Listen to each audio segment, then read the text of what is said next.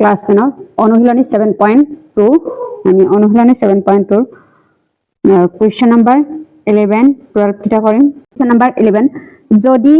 A32 আৰু B51 বিন্দু সংযোগী ৰেখাখণ্ড P বিন্দু 1:2 অনুপাতত ভাগ কৰে আৰু এই বিন্দুটো 3x - 18y + k = 0 ৰেখাৰ ওপৰত থাকে তেন্তে k ৰ মান হ'ব এই চাৰিটাৰ ভিতৰত কোনটো উত্তৰ হয় এটো কৰি দেখুৱাব Question number 11 দিয়া আছে A232 B251 অনুপাতটো 1:2 দিয়া আছে আমি এতিয়া এটো উত্তৰটোৰ মতে কৰিম ইয়াত কি হ'ব x1 ইয়াত y1 তাৰ পিছত ইয়াত x2 ইয়াত কি হ'ব y2 হ'ব এটো মতে কৰিম এতিয়া আমি m1 মানে ইয়াত m1 ইয়াত কি হ'ব m2 হ'ব এতিয়া ইয়াত কি হ'ব m1 মানে 5 * 1 * 5 plus m2 মানে 2 * ইয়াত কি হ'ব x1 মানে 3 হ'ব 2 * 3 তলত কি হ'ব 1 + 2 হ'ব m1 y2 ইয়াত কি হ'ব 1 * 1 plus m2 মানে কি হ'ব m2 মানে 2 * y1 মানে 2 হ'ব তলত কি হ'ব 1 plus ইয়াত কি হ'ব 2 হ'ব এতিয়া এটো হ'ব 5 * 1 = 5 plus 3 * 2 = 6 তলত কি হ'ব 3 হ'ব ইয়াত এতিয়া ইয়াত 1 * 1 = 1 plus 2 * 2 = 4 তলত কি হ'ব 3 হ'ব তাৰ পিছত ইয়াত কি হ'ব এটো এই দুটাটো প্লাস কৰিলে কিমান হ'ব 11 / তলত 3 হ'ব কমা ইয়াত কি হ'ব 5/3 হয় এতেকে p বিন্দুৰ স্থানাংকটো কি হ'ব p বিন্দুৰ স্থানাংকটো 11/3 তাৰ পিছত ইয়াত কি হ'ব 5/3 হয় এটো হ'ব যেহেতু p বিন্দুটো 3x - 18y + k = 0 ৰেখাডালৰ ওপৰত অৱস্থিত গতিকে সমীকৰণটো হিতবিত আমি x ৰ ঠাইত কি দিব লাগিব 11 y ৰ ঠাইত 5/3 দিব লাগিব ইয়াত কি হ'ব 3 * 11 / তলত 3 হ'ব মাইনাস ইয়াত 18 * 5/3 প্লাস ইয়াত k হ'ব = 0 হয় আমি k ৰ মানটো উলিয়াব লাগিব এইটো 3 আৰু এইটো 3 টো কেনসেল যাব 3 * 6 = 18 হ'ব তাৰ পিছত ইয়াত 11 minus 6 * 5 ইয়াত 30 হ'ব প্লাস k = 0 হ'ব এতিয়া k = 30 ৰ পৰা আমি 11 ৰ পৰা 30 গলে কিমান হ'ব মাইনাস 19 হ'ব 19 টো অমান চিনৰ ইফালে গলে কিমান হ'ব প্লাস 19 হ'ব কোনটো উত্তৰ হ'ব c টো উত্তৰ হয়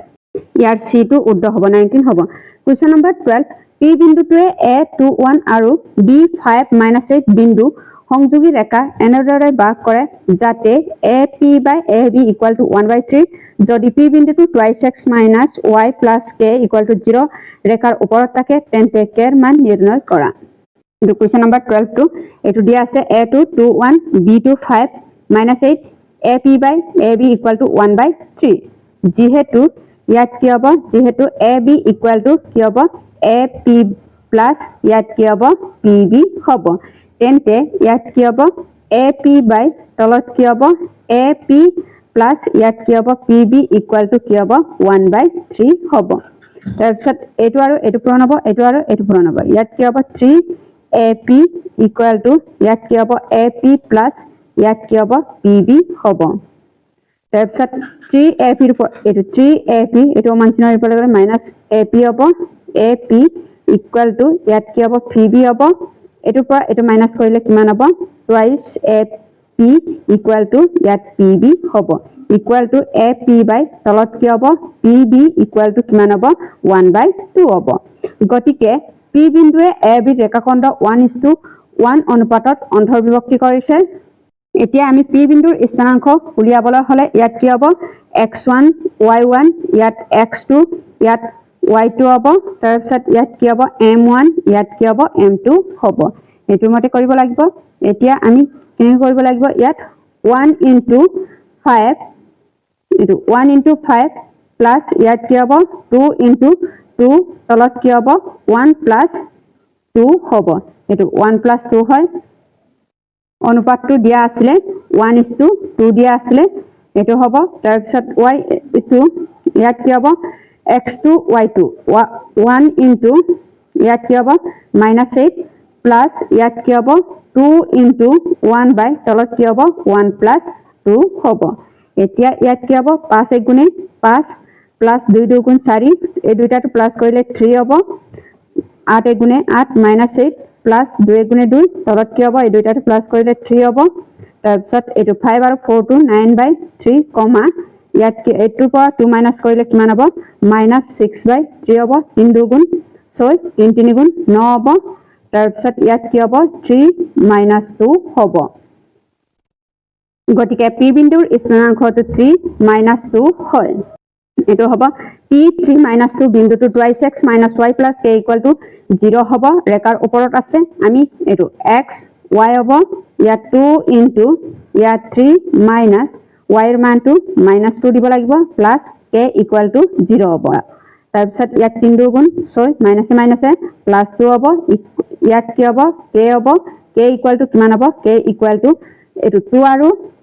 6 টো প্লাস কৰিলে কিমান হ'ব 8 হ'ব অমান চিনৰ পৰা গলে -8 হ'ব k এৰ মানটো কিমান হ'ব k এৰ মানটো -8 হয় এটোৱে হ'ব आंसर তাৰপিছত কোৱেশ্চন নম্বৰ 13 হাৰাধনৰ PQR সমকোণী ত্ৰিভুজ আকৃতিৰ এটুকুৰা মাটি আছে তেও AQBC বৰ্গ আকৃতি মাটিখিনি কেউ খেতিৰ বাবে ৰাখি বাকি অংশ শাক-পাচলি খেতিৰ বাবে ৰাখিব বিচাৰিছে মাটিখিনি অ বিন্দুত এটা কুটি চিহ্নিত কৰা হৈছে চিত্ৰ 7.15 ত ওপৰত তথ্য ভিত্তি কৰি দিয়া প্ৰশ্নবোৰৰ উত্তৰ দিয়া 1 অক মূল বিন্দুৰ হিচাপে ধৰি B আৰু Q স্থানাংক ক্ৰমে -200 0 আৰু 200 0 আৰু AQBC এটা বৰ্গ বুলি ধৰি A আৰু C ৰ স্থানাংক নিৰ্ণয় কৰা এইটো হ'ব চিত্ৰটো এটো কোৱেশ্চন নম্বৰ 13 A আৰু C বিন্দুৰ স্থানাংক নিৰ্ণয় BQ বাহুৰ দৈৰ্ঘ্যটো কি হ'ব BQ বাহুৰ দৈৰ্ঘ্যটো 200 মাইনাস এটো 200 হ'ব ইকুয়াল টু ইয়াত মাইনাসে মাইনাসে প্লাস হ'ব 200 200 টো কিমান হ'ব 400 একক হ'ব এটো 400 একক হয় যেহেতু AQBC এটা বৰ্গক্ষেত্ৰৰ গতিকে ইয়াৰ প্ৰতিটো বাহুৰ দৈৰ্ঘ্যটো কিমান হ'ব প্ৰতিটো বাহুৰ দৈৰ্ঘ্যটো 400 একক হয় এটো 400 একক হ'ব তাৰপিছত A বিন্দুৰ স্থানাংক A বিন্দুটো Q 200 0 ৰ ঠিক ওপৰত 400 এককৰ দূৰত্ব অৱস্থিত এটো 400 এককৰ দূৰত্ব অৱস্থিত এতেকে ইয়াত কি হ'ব C = ইয়াত 200 ইয়াত কি হ'ব 400 হ'ব সৰি ইয়াত প্লাস আছিল C বিন্দুৰ স্থানাংক C বিন্দুটো B - 200 0 ঠিক ওপৰত 400 একক দূৰত্বত অৱস্থিত গতিকে C = কিমান হ'ব -200 ইয়াত কি হ'ব 400 হ'ব এটোৱে হ'ব आंसरটো 2 AQBC বৰ্গটোৰ কালি কিমান হ'ব এটো AQBC ৰ বৰ্গটোৰ কালিটো উলিয়াব লাগিব এটো 2 AQBC বৰ্গটোৰ কালি = কিমান হ'ব বাহু স্কয়াৰ হ'ব বাহু স্কয়াৰ মানে 400 স্কয়াৰ হ'ব 400 স্কয়াৰ কৰিলে কিমান হ'ব 4 4 গুণ 16 হ'ব তাৰ পিছত ইয়াত কেইটা 0 আহিব 4টা 0 আহিব এটো 4টা 0 আহিব ইয়াত কি হ'ব বৰ্গ একক হয় এটো বৰ্গ একক হয় এটোৱে হ'ব आंसरটো তাৰপিছত কোৱেশ্চন নম্বৰ 32 AQBC বৰ্গটোৰ BA কৰ্ণঢালৰ দৈৰ্ঘ্য কিমান এটো 32 AQBC বৰ্গটোৰ BA কৰ্ণৰ দৈৰ্ঘ্য √2 বাহু হ'ব তাৰপিছত ইয়াত কি হ'ব কৰ্ণ BA ইয়াত কি হ'ব বাহুটো কিমান আছে বাহুটো 400 ইয়াত কি হ'ব √2 একক হয় এটোৱে হ'ব आंसरটো তাৰপিছত কোৱেশ্চন নম্বৰ 4 যদি CAR P k:1 অনুপাতত বাস কৰে তেন্তে k ৰ মান কি হ'ব যত p ৰ স্থানাংক 200 আৰু 800 হয় এটো হ'ব দিয়া আছে p ৰ স্থানাংক 200 800 আৰু r স্থানাংকটো চিত্ৰ অনুসৰি x অক্ষৰ ওপৰত অৱস্থিত -200 400 বিন্দু r p k:1 অনুপাতত অন্তৰ্বিভক্তি কৰিছে দৰাহৰ r বিন্দুৰ স্থানাংকটো x1 আৰু